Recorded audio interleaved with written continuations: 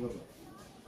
এটা তো একটা প্লাস্টিক আমরা জানতাম না এটা ছিল এটা একটা তারপর ওই যে বন্ধ করে মুখটা জানতাম না মুখটা রাজানো নেই সালমান তুমি বলে দাও বেড়া- কিডন্যাপার বেড়া আসলে দেখি। কিভাবে নিজেকে আত্মরক্ষা করতে হবে বলে দাও দেখে সালমান বলে দাও। মনে করো তুমি হাত করছো তারপর পিছন থেকে একজনের সাথে প্লাস্টিক দিয়ে তোমার মুখে এই যে আটকে দিবে তারপর বেঁধে তোমার নিঃশ্বাসটা বন্ধ করে ফেলবে তখন এটাতে আত্মরক্ষা করার উপায় কি? একটা লাঠি মারলে তারপরে কাজন পড়ে যাবে না হ্যাঁ তখন প্লাস্টিকটা খুলে পালায় যাবে আর সবসময় সচেতন থাকতে হবে তাই না? কেউ ডাক দিলেও যাওয়া যাবে না, ঠিক আছে?